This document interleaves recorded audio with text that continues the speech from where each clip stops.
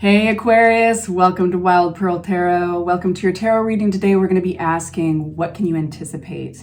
What's coming towards Aquarius? If you've never been to my channel before, this whole channel is dedicated to making you feel loved and supported by way of tarot. So if this does not resonate for any reason, take whatever you can, and I encourage you to check out your rising or your moon sign. Sometimes that resonates more for people. If you'd like for me to pray for you, and if you'd like other people to pray for you, because I encourage all of us to do this for each other, say hi in the comments section, or even leaving an emoji, whatever you're comfortable with. So we've got something that represents your energy. Only positivity here. The internet needs it. The world needs it, right? We can make that choice every day. And of course, it goes without saying, but please like this video if you get anything from it, especially, and consider subscribing and joining the family. All right, what's coming towards Aquarius? What can Aquarius anticipate? Only taking the jumpers. What can Aquarius anticipate? Wow, new journey, abundance. Look at this Empress card. Oh, what a great way to start a reading, you guys. Look at all this yellow. Okay, the Hanged Man. So far, 3 out of 5. We have not turned these ones over. 3 out of 5, we've got major arcana. So this is not a subtle reading. We have 5 of Wands, and we have the Ace of Pentacles. Okay, this is going to be fascinating because we've got a storyline here. Before I can talk too much, though, I need to unpack it. So let's unpack the Fool. The Fool talks about a brand new journey. It talks about launching into it with the Chariot. This is going to happen very fast. More yellow, more bright colors. So the Fool and the Chariot, this is talking about possibly even travel literally.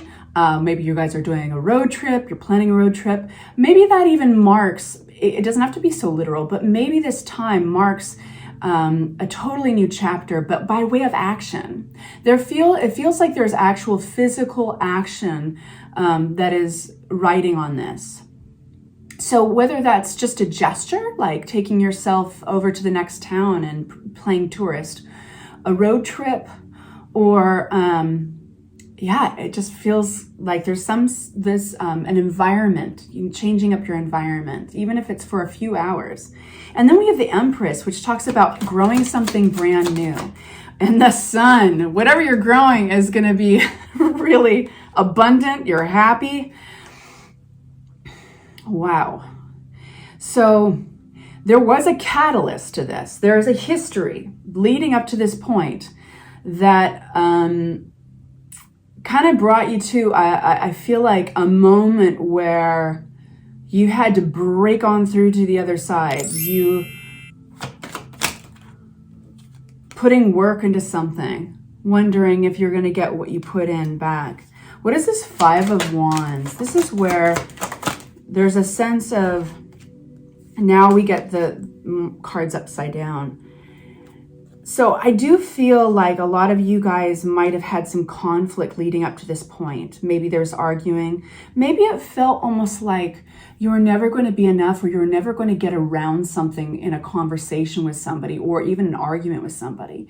This, for different Aquarians, is going to be competition versus fighting, words that there's almost like comparing oneself or comparing another, looking online maybe, and feeling maybe underappreciated, wanting stability, wanting to have a happy ending. And so this is like, it feels very past. This is a very positive reading. I want to be clear about that.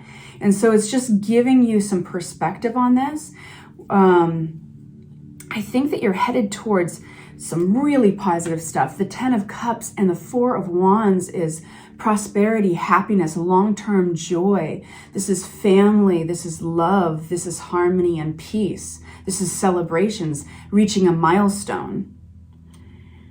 And you put the hard work into it. So things weren't transforming at one point. Basically, with the Page of Swords, Temperance, and the 5 of Wands coming out together, Tarot is pointing something out to you, and that is some reflection. So sometimes you have to be the change that you need, right? Like, be the change you want to see in the world. And I think that there was some resistance in your world, somebody in your environment or those in your environment, maybe even yourself, when you were in that environment, it was hard to evolve into, like, transform. We are always in a state of transformation. So it's hard to transform in the direction that you wanted. You're turning this all on its head now. You're going towards that prosperity, the harmony, the peace, because I think you're just launching into a totally new direction. I don't want to say forced launch, because forced is not always a positive word. So I want to add that positivity and say through sheer willpower. Some of you guys are going to be changing your environment in order to change your frame of mind. Ace of Pentacles.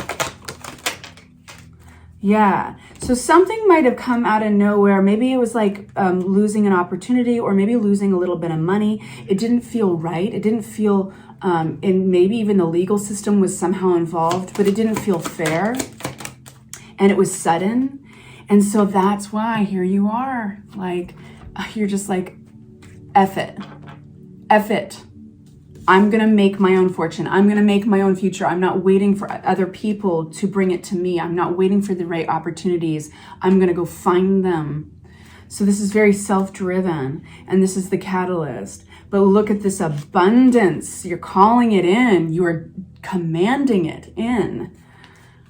And all in all, we have the Hanged Man, which is perspective, which is patience, because something is developing here that requires perspective, but sometimes at a bit of a sacrifice. The world is opening up to you. Yes, another travel card. We have, like, you are about to get a bunch, you're getting what's due, what's owed to you, but not specifically by a one person. It's like the universe is giving back to you because you're choosing to go, like, just, what is this saying? Heaven helps those who help themselves. Somebody recently had it was like Scorpio, or somebody recently had a tarot reading like that. But this is in a very different sense. So this is gaining perspective that's going to help you in the long run. It's big picture perspective. And there might have been frustration. There might have been sacrifice in it. I think for a while, Aquarius, it feels like something didn't quite feel right about where you were going. You were aligning with something that wasn't quite aligning with your happiness and your power. It felt like it was just missing it. And all that is going to turn into exhaustion if you don't listen to it. And I feel like there's this big burst of energy coming through your reading. It's not subtle. It's not like Hermit, Four of Swords energy where you're quiet and you're withdrawn and you're like in that reflection, that introspection place. No, this feels like through action, drastic change. Like, you are changing your life like this. It's simply changing the station on a television, right? And all of a sudden, the picture comes in. This is an old, like, I was born in the 80s, back when we had stations, knobs that we turned. But you get my point. All of a sudden, the picture comes in clear because you're clicked into alignment. And you did that. Sheer willpower. I love it.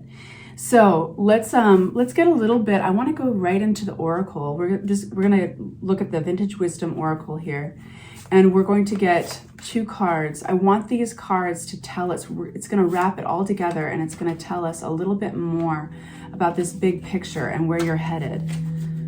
This is something to keep in mind. Okay, so we have discernment, and then we have innocence. Funny, Libra just got that. I'm just going to read a sentence or 2 from each. Discernment. 3 spheres, the zodiac, compass, and world crown, each geisha, I'll show you the picture, suggesting variety and favorable circumstances for significant advancement. But this forward motion depends on the quality of wisdom underlying your prayers of discernment.